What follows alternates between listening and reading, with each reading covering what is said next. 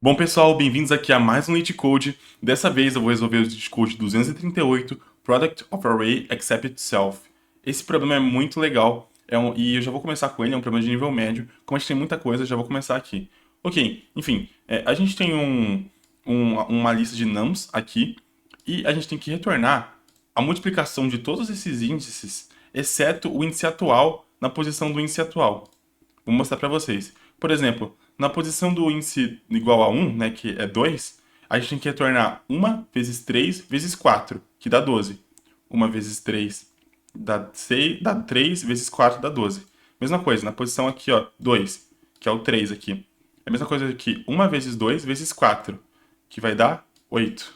Enfim, é isso que a gente tem que fazer no exercício. Para resolver esse exercício, eu vou dar as duas soluções.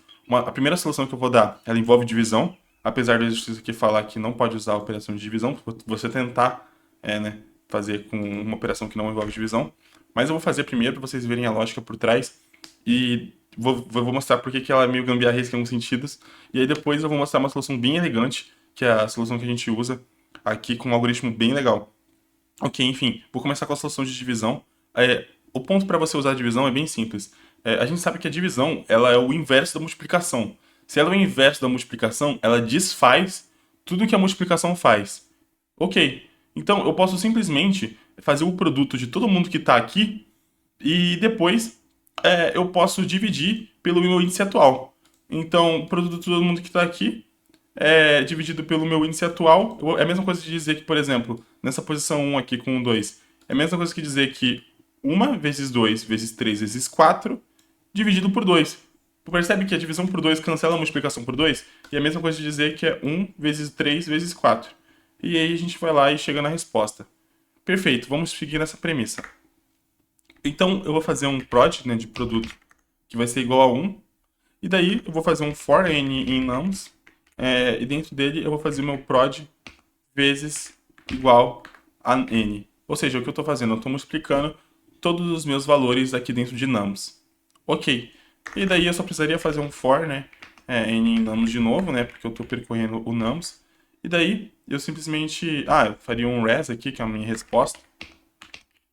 E daí eu simplesmente pegaria a minha res, minha resposta, e daria um append, né? Adicionaria nessa minha lista o meu produto dividido uma divisão por inteiro do meu n. Beleza. Aí depois eu retornaria o meu prod. Vamos ver, isso aqui não vai dar certo. Vou mostrar o porquê. O ponto é o zero. A gente não pode fazer divisão por zero. Infelizmente a matemática não deixa.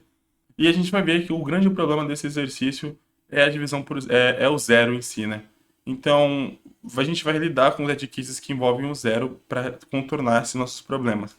Ok, o primeiro edge case que a gente tem aqui é simplesmente se a gente tiver o n for igual a zero, a gente simplesmente dá um append apenas no nosso produto. Ok. E daí else aqui. Certo. Isso aqui deve funcionar agora para o primeiro caso.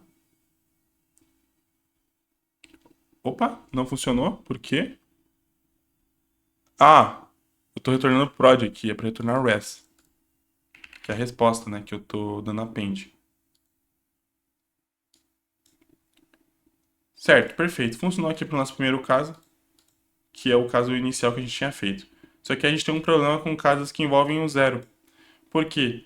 Nessa solução aqui, a gente está multiplicando todos os valores para depois fazer essa divisãozinha aqui. Só que o problema é que se eu tiver um zero nessa nossa receita, ele vai deixar tudo zerado, né? Então, se eu tiver um zero aqui, ele vai multiplicar todo mundo por zero e aí vai ferrar tudo. Eu já adianto que a gente tem outro problema, que é caso a gente tenha mais de um zero, automaticamente aí sim todo mundo vai ficar zerado, porque caso eu tenha um caso assim, tipo 0, 34, 50, 500, esse negócio zero, nessa posição aqui todo mundo vai ser zero e nessa posição aqui também vai ser zero, porque eu estou literalmente multiplicando todo mundo que está aqui e estou multiplicando todo mundo que está aqui. Então, enfim, vai ser zero todo mundo. Então eu já vou lidar com esse caso criando um contador de zeros. Então eu posso fazer aqui um zero count aqui. Eu vou deixar iniciando como 0. E aqui no nosso primeiro array, no nosso primeiro for, eu simplesmente faço se o n for igual a 0, eu aumento o meu zero count e dou um continue, porque eu não vou adicionar ele na nossa multiplicação no prod, porque eu não quero ter esse problema que a gente estava tendo antes. E aí eu vou lidar com o 0 aqui no nosso outro for. Beleza. Vamos lidar primeiro com um caso que tenha mais de um 0. Se tiver mais de um 0, a gente pode também fazer um if zero count tiver mais de um 0, a gente retorna uma lista com todo mundo zerado, com o tamanho, né, de nums, que é a nossa entrada. Então vai ficar uma lista do tamanho da nossa entrada. Ok, agora a gente vai lidar com um caso que tenha exatamente um 0. Se a gente tem exatamente um 0, então nosso zero count ele vai ser igual a 1, a gente simplesmente faz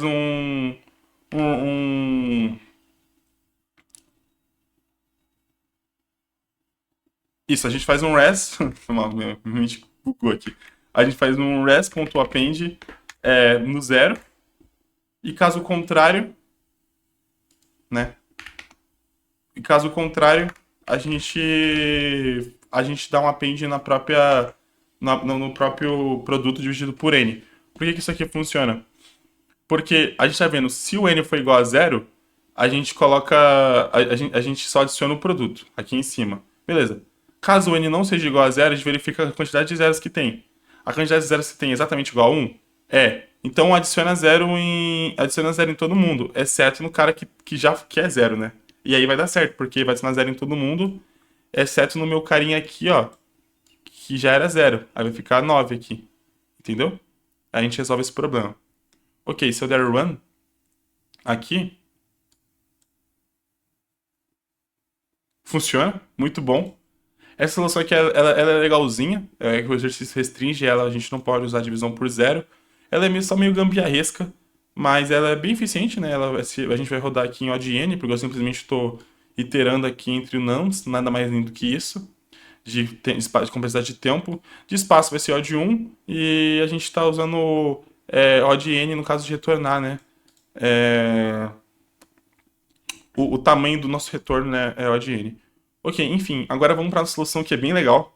Essa solução é um algoritmo bem mais interessante e o conceito por trás dele é bem da hora. Vou mostrar agora para vocês.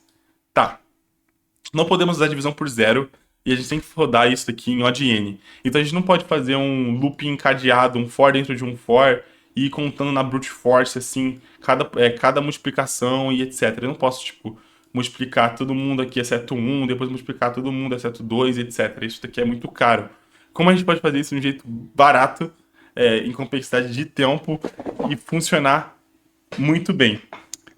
A gente vai usar esse conceito. Veja aqui nesse índice 1, né, que tem um 2. Vocês não concordam comigo que o valor desse índice 2 é basicamente todo mundo que está à esquerda dele multiplicado com todo mundo que está à direita dele? Então eu posso dizer que é literalmente os valores antes dele multiplicado com os valores depois dele.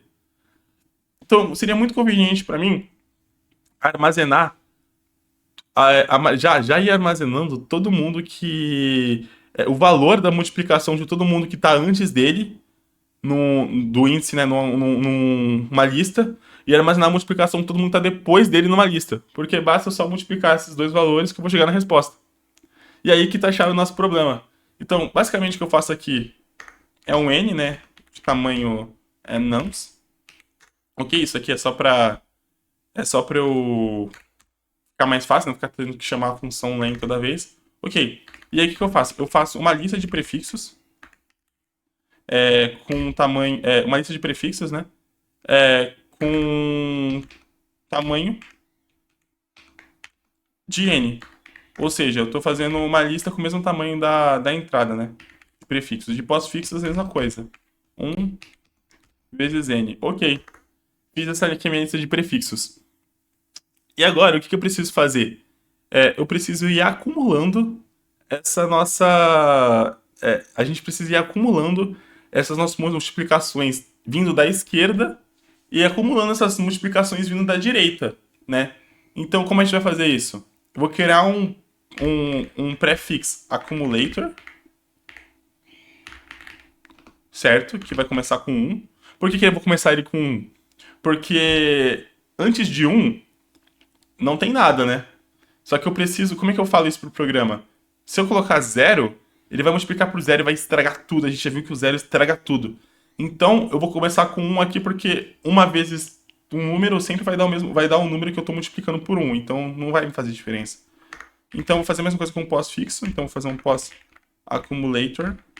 Bem estilo Phineas e Ferb. Enfim. Aí o que eu vou fazer? Eu vou fazer um for e em range com o tamanho de n. E aqui vem um pulo do gato. O que eu vou fazer? Vou fazer o meu prefix na posição i, ele ser igual ao meu pré-accumulator. Então, na minha primeira posição aqui, ó, quando o i, por exemplo, é igual a 0, antes dele não tem nada. Então, o meu prefixo aqui vai ser igual a 1, porque o meu pré-accumulator é igual a 1, sacou? E aí, sim, eu pego esse meu pré-accumulator. Pego esse meu Caramba! Pego esse meu accumulator e eu faço vezes igual ao meu nums, né? Na posição i. Entenderam? Então, aí agora sim, depois de adicionar no meu prefixo, eu vou multiplicar o meu nums. Eu vou multiplicar com o meu pré-accumulator. Então aí sim eu vou ir acrescentando as minhas multiplicações. Então quando eu chegar nesse meu 2 aqui, por exemplo, vai ser o 1 que já estava antes, né? Vezes o 1. Então no índice 2 aqui, antes dele só existe o 1, entendeu? No 3 aqui, por exemplo. Antes dele vai existir só o 2, porque é 2 vezes o 1 vezes o 1, né? Que não faz diferença. Entenderam? Então eu estou armazenando no meu índice atual do prefixo todas as multiplicações anteriores a ele. E aí com o meu pós-fixo, eu vou fazer a mesma coisa, só que ao contrário. Então eu vou fazer um j igual a n-1, né? n-1 por quê? Porque n é o tamanho da nossa lista, né? Então o tamanho da nossa lista aqui, por exemplo, é 4. Só que não existe índice 4, porque a gente começa em 0, né? 0, 1, 2, 3. Então é 4 menos 1. Então 3 menos o meu i atual. Então o meu i atual é 0. Então é 4 menos 1, que é 3, menos 0 vai dar 3. Então o meu índice é 3. Então eu vou começar daqui. Entendeu? E aí eu vou ir acumulando. Então eu vou fazer o meu pós. Eu vou fazer, né, o meu pós-fix na posição J. Ele ser igual ao meu pós-accumulator. Peraí, tinha travado. Tá, pós. Accumulator. Perfeito. Então eu tô acumulando aqui de trás para frente. E daí eu basicamente faço o meu pós accumulator receber, né, vezes igual o que tem na minha posição numj. Basicamente é isso, eu tô acumulando de trás para frente aqui. Então eu começo no 4, depois vou fazer 4, entendeu? Eu tô acumulando de trás para frente. Vou começar aqui, no começo não vai ter ninguém antes do 4, e aí depois vai indo, entendeu? De trás para frente. Enfim, vamos agora. A gente já conseguiu isso. O que a gente precisa fazer agora? É só fazer a nossa res, que é a nossa resposta. E aí é só a gente fazer um for em range de n, né? Que eu tô. E aí adicionando nossa resposta. Então é res.append, aí é o nosso prefix, né? Na posição i, vezes o nosso pós-fix na posição i. E aí a gente só precisa retornar o nosso res. Cara, é isso. Isso aqui deve funcionar. Eu espero que vocês tenham entendido, né? Primeiro deixa eu rodar pra ver se eu não errei nada. Funciona.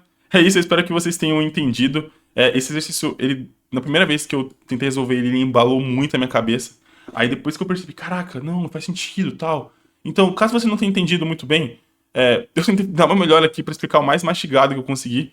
Mas volta o vídeo, tenta de novo, tenta resolver. Realmente é assim, tipo, às vezes parece muito difícil, mas não é tão difícil assim, sabe? Você consegue, assim, depois de um tempo você começa a fazer, você entende. Eu tentei fazer o máximo aqui, eu espero que vocês tenham entendido esse exercício. Que eu tô basicamente pegando. Aqui, ó, para melhorar a explicação, eu vou fazer o seguinte. Eu vou dar um print no meu prefix. E vou dar um print também no meu postfix. Opa. Perfeito. Daí eu vou dar run.